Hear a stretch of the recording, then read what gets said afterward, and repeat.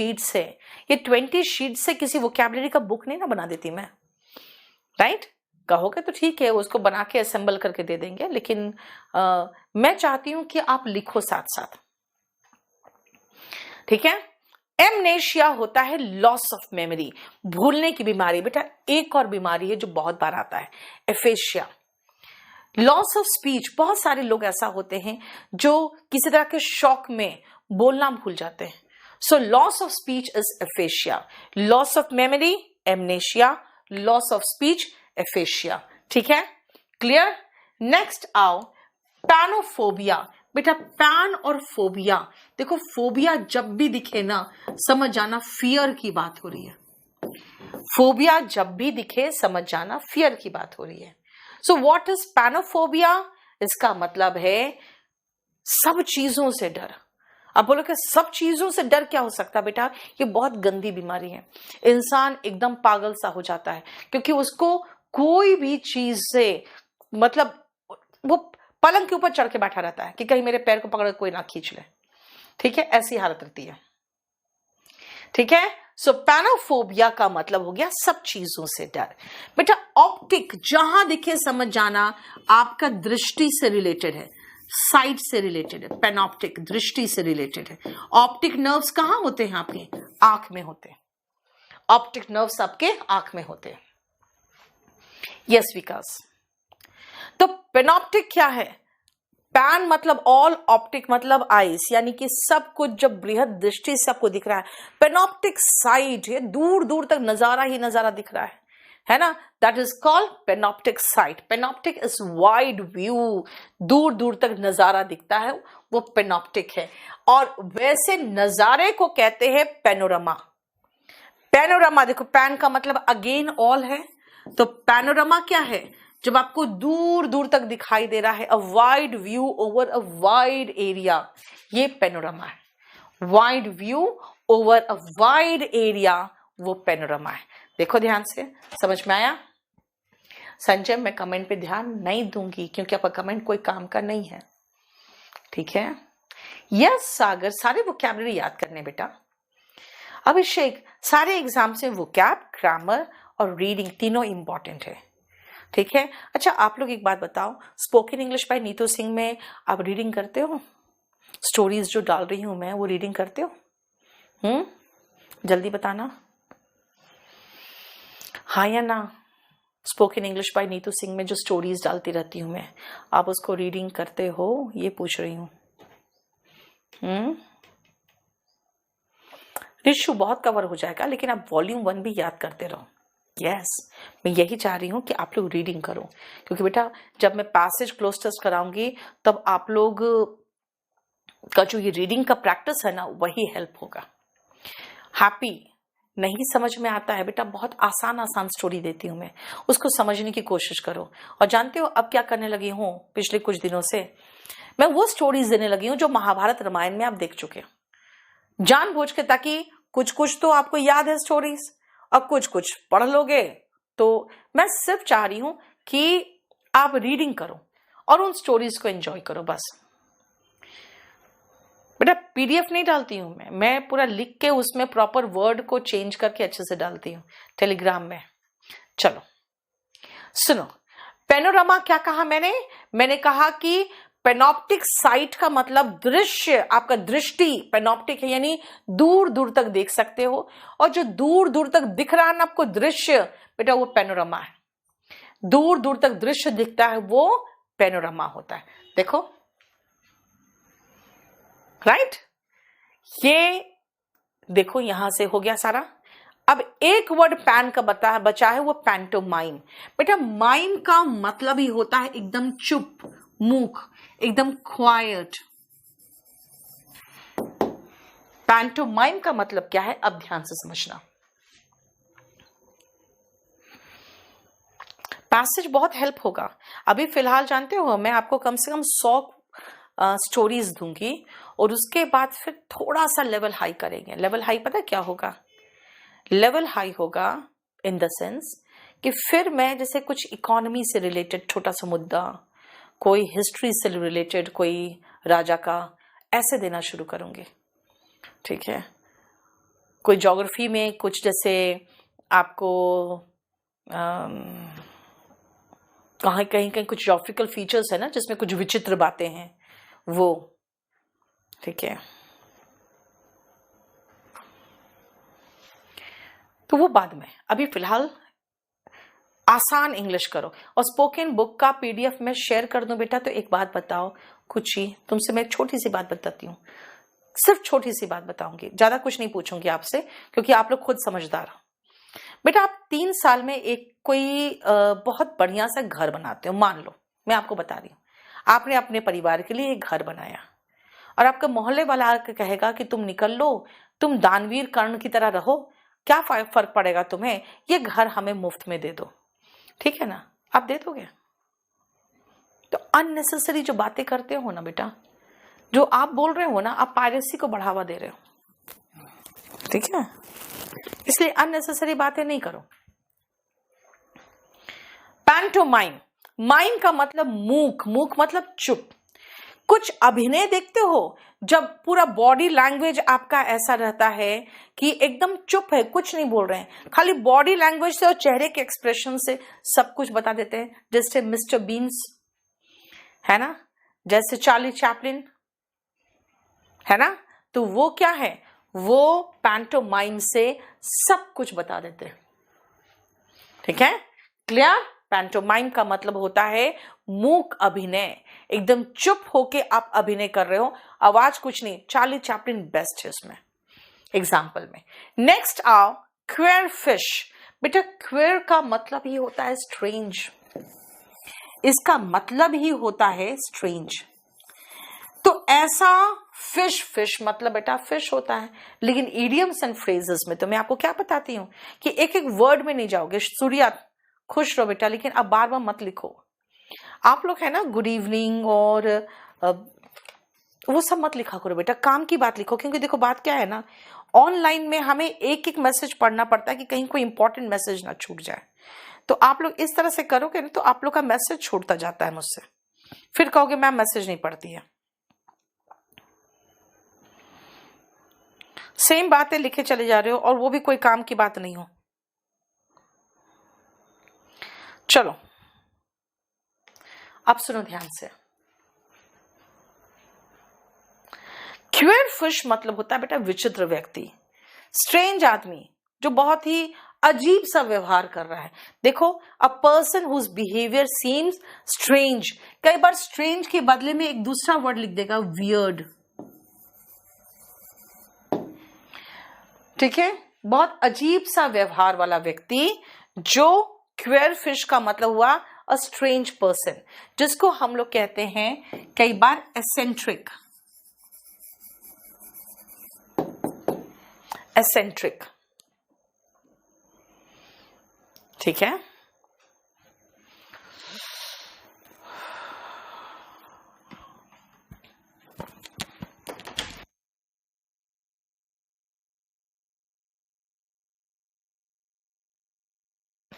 Ashutosh already load हो चुका है, क्या करते हो यार? इडियोसिंक्रेसी, यस, विचित्र व्यवहार, इडियोसिंक्रेसी, तो सिंक्रेटिक हो जाएगा, इडियोसिंक्रेटिक उस व्यक्ति को कहेंगे।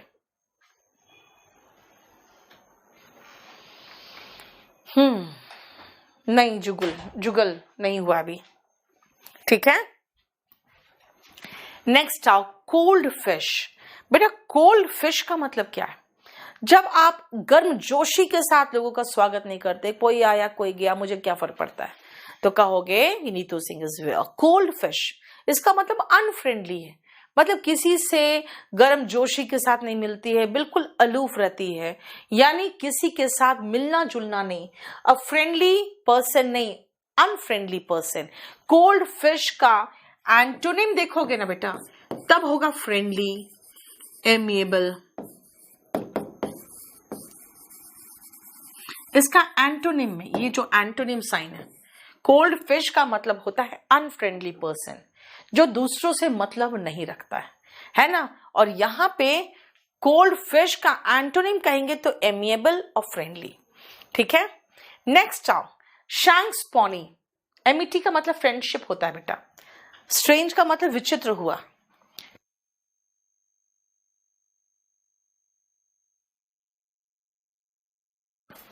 शैंक स्पॉनी, बेटा शैंक का मतलब क्या है, ध्यान से सुनना। जो आपके पैर के घुटने के नीचे का भाग होता है ना पैर का, उसको शैंक कहते हैं। सो शैंक स्पॉनी का मतलब होता है पैर पर चल के जा रहे हो, यानी ऑन फुट, ठीक है, पैदल। बेटा कोडियल, एमिएबल, एमिकेबल बहुत सारा है, लेकिन मैं कहीं और इसको पूरा डिस्कस करती हूँ, इसलिए ईडियम में नहीं डिस्कस कर रही हूँ, ठीक है। Amiable, amicable, friendly, cooperative, genial, ये सब करते हैं। चलो ध्यान से सुनना बेटा। शैंक स्पॉनी मैंने क्या कहा, पैदल, ऑन फुट, क्योंकि शैंक का मतलब ही होता है आपके घुटने के नीचे का भाग, तो शैंक का मतलब हो गया पैर, तो शैंक स्पॉनी ऑन फुट। अब वन ट्रिक पॉनी, ध्यान से सुनना बेटा।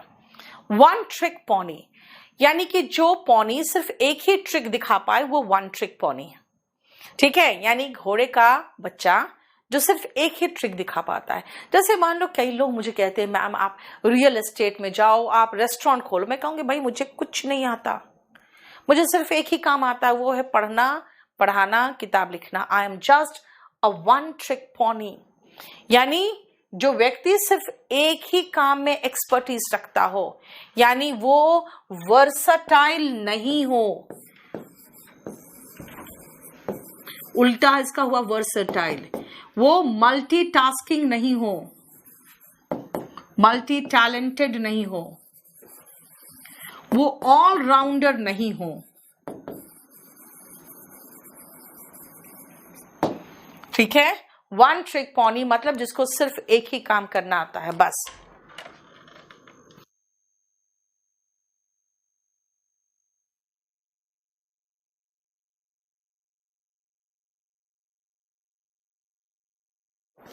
हो गया।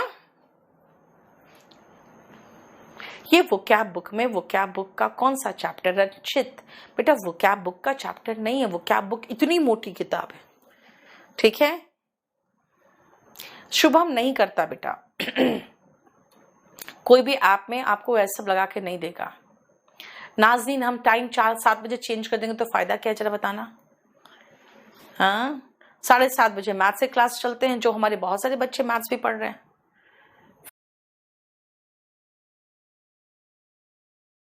फिर क्यों तंग करते हो तुम लोग इतना, इतनी बातचीत, इतनी बात क्या मतलब, हमको नहीं समझ में आता तुम लोग कितना बकवास करते हो। हाँ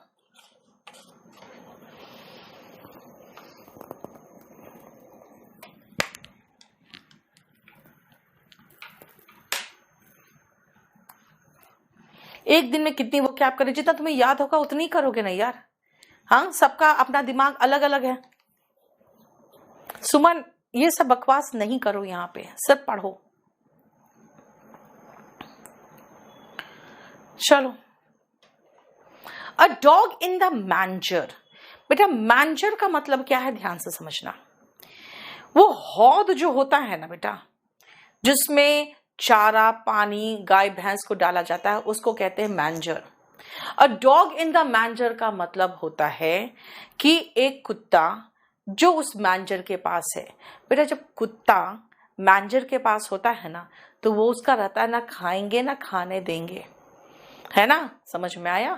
जैसे मोदी जी कहते हैं ना खाएंगे ना खाने देंगे। लेकिन इसका बेस्ट एग्जाम्पल पता क्या है, 14 फरवरी को जिनके गर्लफ्रेंड नहीं होते हैं ना, वो उस दिन डॉग इन द मैंजर बन जाते हैं। वो सारे डॉग्स इन द मैंजर निकल जाते हैं, जो भी पेयर दिखेगा उसके साथ पिटाई उटाई करना शुरू कर देते हैं। नहीं तो वही है डॉग इन द मैंजर, ठीक है। डॉग इन द मेंजर का मतलब समझ में आ गया, डॉग इन द मेंजर। आ जाओ। A dog with 2 tails, dog with 2 tails का मतलब बेटा जब कुत्ता अपना पूंछ हिलाता देखते हो कितना तेजी से हिलाता है, पता नहीं चलता है एक पूछे कि 2 पूछे, पता चलता है क्या एक पूछे कि 2 पूछे, नहीं ना। तो वही तो है डॉग विथ 2 टेल्स, यानी कि वेरी हैप्पी। बेटा इसका बहुत सारा सिनोनिम एंटोनिम है, एक्सटेटिक, यूफोरिक, लेकिन अगेन ये भी किसी दूसरे शीट में हम लोग करते हैं, इसलिए ईडियम्स में करने की जरूरत नहीं है, ठीक है ना। ग्लीफुल, जॉयस, जॉयफुल, मैरी, तो इसीलिए मैं ज्यादा यहां नहीं लिखवाऊंगी क्योंकि हम ऑलरेडी दूसरे शीट में इसको सिनोनिम एंटोनिम में पूरा पढ़ते हैं।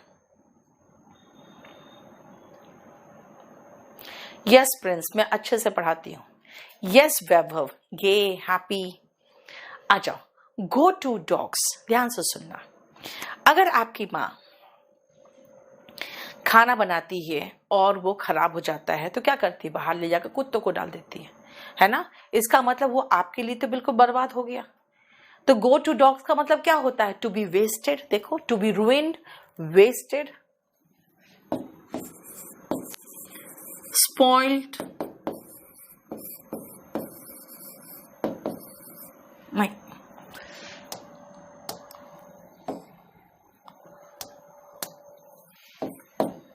ठीक है ना। डिस्ट्रॉयड।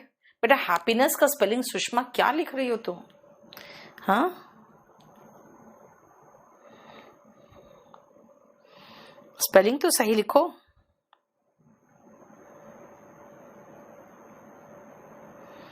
चलो,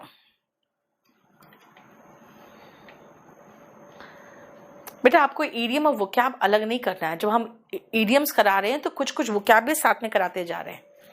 अब आओ गो टू डॉग्स। जैसे अगर मैं कहूं कि भाई इतना मेहनत किया और कुछ भी नहीं आया इससे, तो मैं क्या कहूंगी, all my efforts went to dogs. Go का सेकेंड फॉर्म लगाया मैंने, went to dogs. Every dog has its day. कहते हैं भाई हर कुत्ते का भी दिन आता है, मतलब कुत्ता को भी कई दिन क्या होता है, कई बार किसी दिन उसको बहुत बढ़िया खाना मिल जाता है, तो कहते हैं ना भाई मेरा तो किस्मत फूटा हुआ है, मेरी तो किस्मत फूटी हुई है, मेरा तो कुछ नहीं हो सकता। अरे भाई every dog has its day, यानी कुत्ते का भी दिन आता है। भाई तुम तो इंसान हो। This means everyone has good luck or success at some point of time, ठीक है। जक्स्टापोज का मतलब बेटा एक दूसरे के बगल में है, ठीक है। रेन कैट्स एंड डॉग्स, अभी मैं जो करा रही हूं पहले वो देखो। अननेसेसरली आप लोग का क्वेश्चन कराते रहे तो बेटा वो क्वेश्चन बच्चों को नहीं दिख रहा है कि वो उतार पाएंगे। आप लोग सबका मीनिंग डिक्शनरी में मिल जाता है Rishu. Rain cats and dogs, बेटा अगर बहुत तेज बारिश हो रही है तो क्या कहोगे, कहोगे it is raining heavily. It is raining heavily, तो कैट्स एंड डॉग्स का मतलब वही है, हैवीली, बहुत ज्यादा हैवी तरीके से। तो क्या कहोगे, it is raining cats and dogs. क्या कहा, it is raining cats and dogs. बेटा आज ज्वाइन किए हो तो कोई बात नहीं, आज आप वोकैबुलरी कर लो, कोई प्रॉब्लम नहीं है। चलो नेक्स्ट आओ, a cat and dog life. ध्यान से सुनना क्या है बेटा, ये सिर्फ हस्बैंड और वाइफ के लिए इस्तेमाल होता है, उनकी जिंदगी के लिए, जब दोनों आपस में लड़ते झगड़ते बहुत है। तो आप अगर किसी की बात करोगे कि भाई दोनों हस्बैंड और वाइफ दोनों के बीच में अच्छा नहीं बनता और दोनों में झगड़े होते हैं, तो क्या कहोगे, कहोगे दैट कपल लिव्स या leads a cat and dog life. They live a cat and dog life का मतलब होता है अनहैप्पी मैरिड लाइफ। ये भाई बहन या किसी और के लिए इस्तेमाल नहीं कर सकते हो, ठीक है।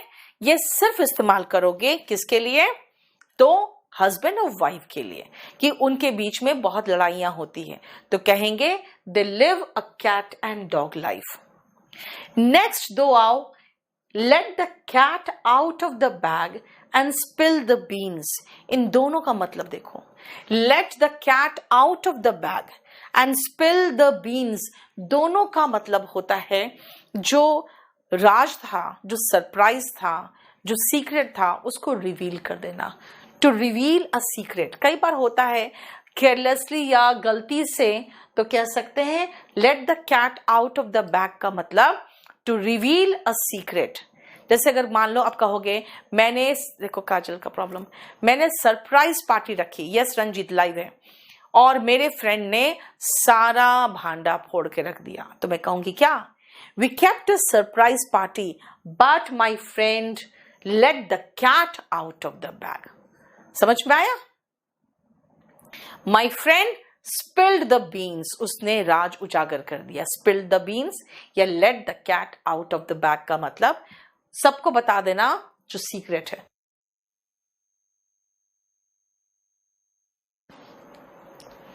अ वाइल्ड गूज चेज, बेटा सफेद रंग का पंछी होता है गूज, ठीक है, सारस कहते हैं शायद इसको। जो वाइल्ड गूज होता है ना बेटा, उसके पीछे भागोगे आप उसको नहीं पकड़ सकते, ठीक है ना? क्लियर?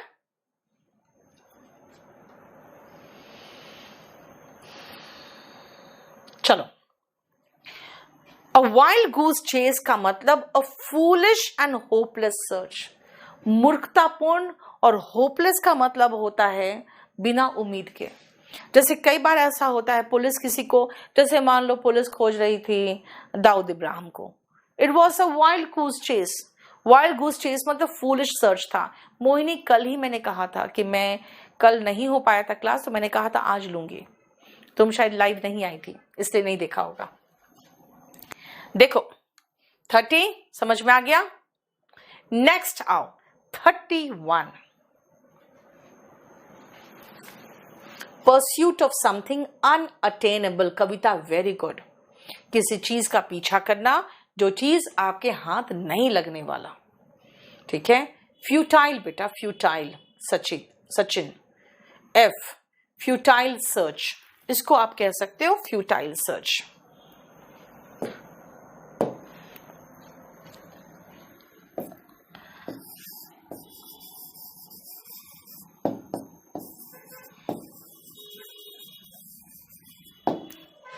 ठीक है। नेक्स्ट आओ, have another fish to fry. देखो जैसे बंगालीज फिश को फ्राई कर रहे हैं। कुछ ऐसी महिलाएं भी होती है जिसको लगता है यार जो सामने बैठा है गिरिराज का को क्या प्रॉब्लम है यार, देखो क्या है।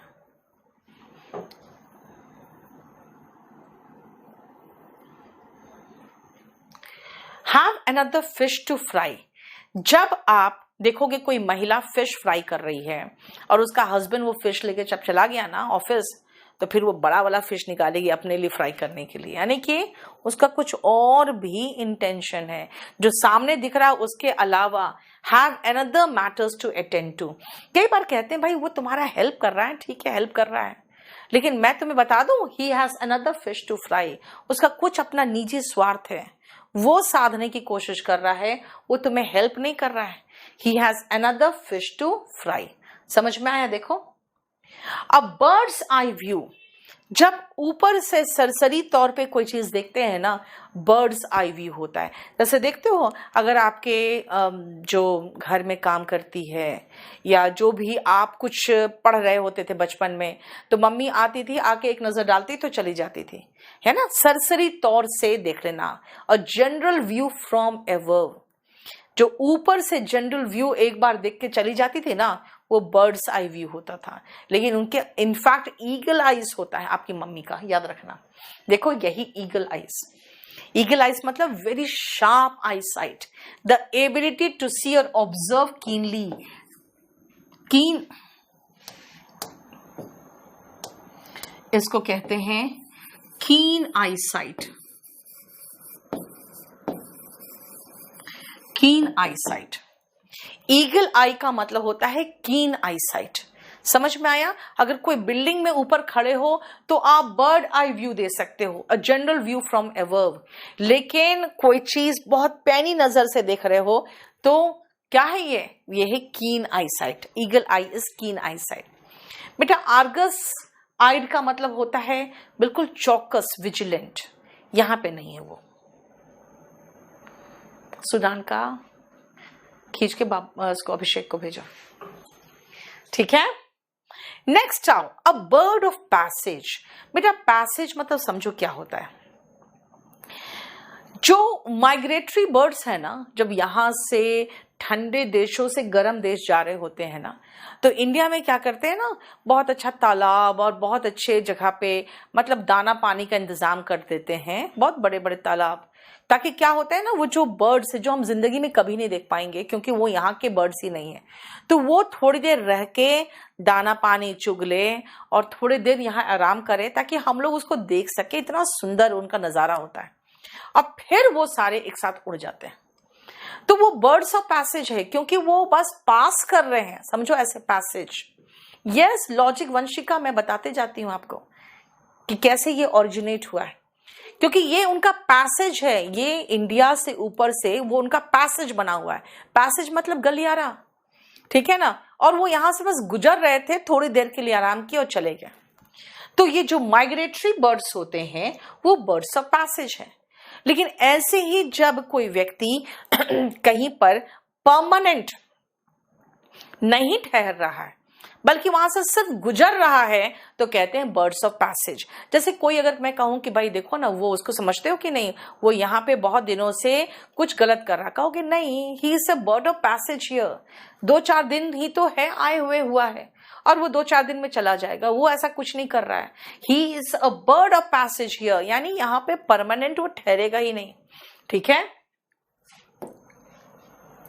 Birds of a feather flock together, कहते हैं चोर चोर मौसेरे भाई, यानी कि ऐसे लोग जो एक ही कैरेक्टर के होते हैं। आप अपने स्कूल में भी देखे होंगे, जितने बदमाश लड़के हैं सब एक साथ रहते होंगे, जितने पढ़ाकू बच्चे होंगे सब एक साथ होंगे, है ना। तो birds of a feather flock together का मतलब हो गया कि एक ही कैरेक्टर के लोग एक साथ रहते हैं।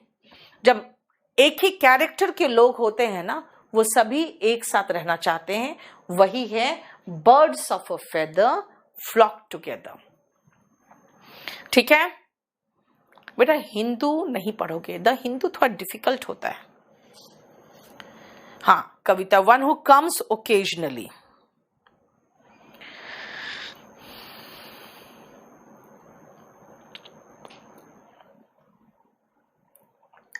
नेक्स्ट आओ, टू बाइट द बुलेट। बेटा मंगल पांडे का केस पढ़े हो ना, उसका क्या था केस, उन्होंने वो बुलेट को बाइट करने से मना कर दिया था कि मैं दांत से नहीं काटूंगा क्योंकि इसमें गाय की चर्बी है। तो सारे के सारे सैनिक मना कर दिए कि भाई नहीं, इसमें गाय की चर्बी है, नहीं तो सुअर की चर्बी है और ये हमारे धर्म के खिलाफ है। तो उन्होंने बाइट करने से मना कर दिया। अगर उनको बाइट करने के लिए फोर्स किया जा रहा था तो इसका मतलब क्या था, इसका मतलब था कि कुछ अनप्लेजेंट चीज करने के लिए उसे मजबूर किया जा रहा था। जो चीज वो नहीं करना चाह रहा था, उनको अच्छा नहीं लग रहा था, या फिर कुछ ऐसी चीज जो डिफिकल्ट है ना। तो इसीलिए टू बाइट द बुलेट का मतलब कि कर लिया। अगर मान लो कोई अगर कहेगा कि भाई नहीं, मुझे शादी नहीं करनी थी, लेकिन लास्ट में मैंने सोचा कि चलो ये भी मुश्किल काम है, करके देखते हैं, तो क्या कहेगा, I didn't want to marry but later I decided to bite the bullet. I did not want to marry, but later I decided to bite the bullet. देखो,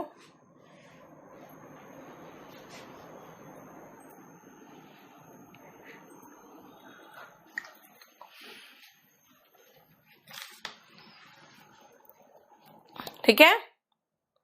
नेक्स्ट, बाइट द डस्ट। बेटा कई बार लिक the dust भी आता है, कई बार bite the dust भी आता है। कहते हैं ना धूल चटाना, धूल चटाना मतलब हरा देना। यहाँ धूल चटाने की बात नहीं है, खुद ही बाइट करने की बात है, इसका मतलब हार जाना। अगर मैं कहूं the Mughals had to bite the dust, इसका मतलब हुआ कि उन्हें हारना पड़ा। टू बी, टू फेल और come to an end, to be defeated, to be defeated. और डिफीटेड बहुत बुरी तरह से डिफीटेड होते हैं तो कहते हैं राउटेड, हार जाना, ठीक है, clear. Suffer a defeat, yes, to bite the dust का मतलब हुआ सफर अ डिफीट, ठीक है। नेक्स्ट आओ, टू फेस द म्यूजिक, इसका मतलब नतीजा भुगतना, और नतीजा भी कैसा भुगतना, जो अच्छा नहीं है। टू फेस अनप्लेजेंट कॉन्सिक्वेंसेस, भाई तुम अब पढ़ना शुरू कर दो, मेहनत करना शुरू कर दो, नहीं तो you will face the music. Work hard और you will face the music. Face the music मतलब अनप्लेजेंट कोई चीज झेलना, ठीक है। टू फेस द म्यूजिक मतलब टू फेस अनप्लेजेंट consequences।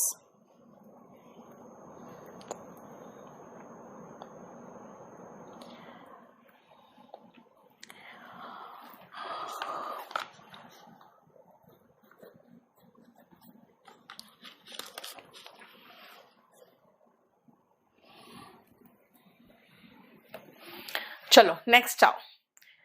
महक सबका दिखता है बेटा, लेकिन मैं अब आप लोग से बात करते रहूं तो बिल्कुल मुश्किल हो जाएगा ना। पढ़ो ना, कोई प्रॉब्लम है तो पूछो, यहां से, यहां कुछ प्रॉब्लम है तो पूछो। वही देखो जो मैंने कहा, बुरी तरह से हारना का मैंने राउटेड लिखा था ना। राउट का मतलब होता है बुरी तरह से हराना, यहां क्या है, राउटेड मतलब हारना। वही to end in a fiasco. मान लो कोई चीज कोई कोशिश कर रहा है, बहुत बुरी तरह से पराजित हुआ है, तो उसका मतलब क्या हुआ, it ended in a fiasco, to fail completely, utterly, badly, बहुत बुरी तरह से, जो मैंने अभी कहा था, राउटेड, ठीक है। कोई कुछ षड्यंत्र कर रहा था किसी के खिलाफ, but it ended in a fiasco, ठीक है। इसका मतलब बुरी तरह से हारना। सो वाइल्ड ओट्स, बेटा इसका मतलब क्या है, देखो ध्यान से। संजय भी थोड़ी देर में बता दूंगी, रुक जाओ। सो वाइल्ड ओट्स का मतलब क्या है, पहले क्या होते थे ना, सैनिक लोग 6 महीना साल भर तक बाहर बाहर ही रहते थे। तो जिस पोर्ट में वो रुकते थे ना, वहां पर ही एक घर बसा लेते थे, मतलब वहां पे एक बीवी रख लेते थे। तो कई बार ऐसा होता था कि सेलर का कई जगह पे परिवार होता था, कई बच्चे होते थे। तो कहते थे भाई वो he is sowing wild oats, मतलब जगह जगह वो उसने फिजिकल रिलेशन बना रखा है और जगह जगह उसने शादियां कर रखी है और बच्चे उसके हैं। टू मीट वंस वाटरलू का मतलब ही होता है बेटा टू फेल मिसरेबली, चाहो तो लिख सकते हो, टू मीट वंस वाटरलू आपने लिखा है, वो लिख दे रही हूं मैं। नेपोलियन वाटरलू में ही हारा था, यानी कि टू फेल कंप्लीटली, वही same synonym to end in a fiasco का चाहो तो लिख सकते हो। टू फेस द म्यूजिक मतलब नतीजा भुगतना, Nandini, and that also unpleasant. If you don't work hard you will have to face the music, ठीक है। To pull the wool over one's eye, बेटा वुल मतलब रुई, आंख के ऊपर रुई लग के ऐसे बैठ जाऊं मैं तो मुझे कुछ दिखाई देगा नहीं।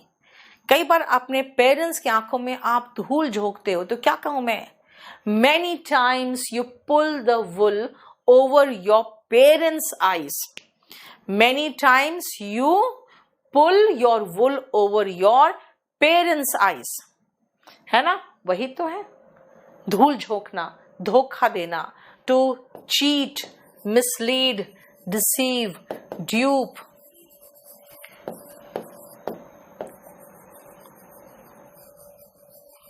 धोखा देना।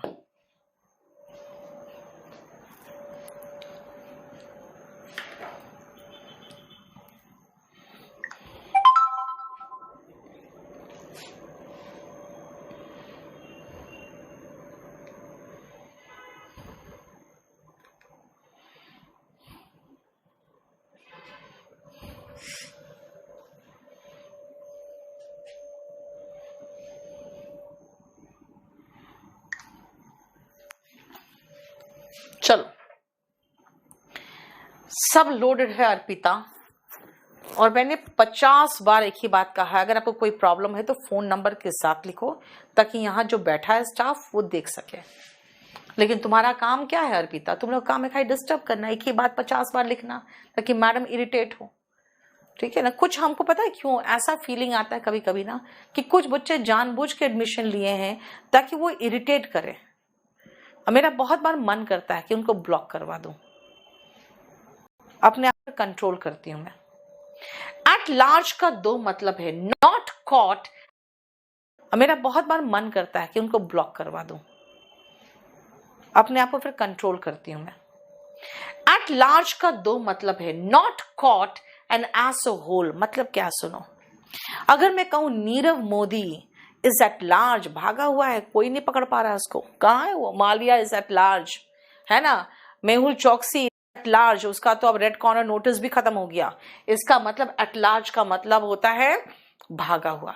और अगर आप कहोगे कि मैम आपको क्या लगता है कि कोरोना क्या था, तो मैं कहूंगी it was at large a pandemic created by China. तो इट वॉज एट लार्ज मतलब होता है, अगर मैं मोटा मोटा क्या था, तो मैं कहूंगी it was at large a pandemic created by China. तो इट वॉज एट लार्ज मतलब होता है, अगर मैं मोटा मोटी रूप से देखूं तो, यानी कि सामान्य रूप से एज अ होल देखूं तो।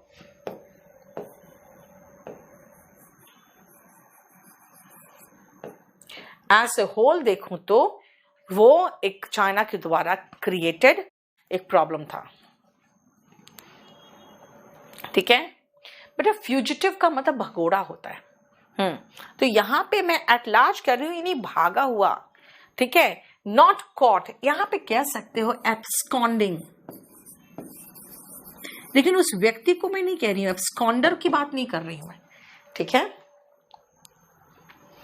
Head over heels madly in love, प्यार में पागल, है ना, जैसे कहते हैं ना, Romeo and Juliet were head over heels, Heer and Ranjha were head over heels, मतलब मैडली इन लव। देखो क्लियर, अरे खत्म हो गया ये तो, मैडली इन लव। अच्छा, अब मेरी बात सुनो, जो आप पूछ रहे हो मैम वोकैबुलरी कहाँ से करना है, बेटा वोकैबुलरी एक तो मैं करीबन 3000 के लगभग वोकैबुलरी आपको ये 20 शीट्स में करा दूंगी। लेकिन उसके अलावा अगर आप कहोगे कि मैम कहाँ से करना है, तो मैं आपको सजेस्ट करूंगी, वोकैब बुक मैंने एक लिख दिया है, आप उसको केडी पब्लिकेशन से खत्म कर लेना, से खरीदना, और कहीं से मत खरीदना, सब जगह उसका फर्जीवाड़ा चल रहा है। आप केडी पब्लिकेशन से खरीदना। यहाँ तो सारा बुक ला कर रख दिया करो, वॉल्यूम 1 वोकैब, कितनी बार बोल चुकी मैं। ठीक है, तो आप वहां से खरीद लेना। रीडिंग आपको कहा मैंने, spoken English by Neetu Singh से आप करते रहो, क्योंकि आपको passage cloze test sentence arrangement करना है। बेटा ग्रामर में बहुत अच्छे से करा दूंगी और बहुत धीरे धीरे करा दूंगी, आप ग्रामर की चिंता मत करो।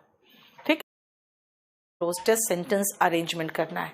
बेटा ग्रामर में बहुत अच्छे से करा दूंगी और बहुत धीरे धीरे कराते रहूंगी, आप ग्रामर की चिंता मत करो।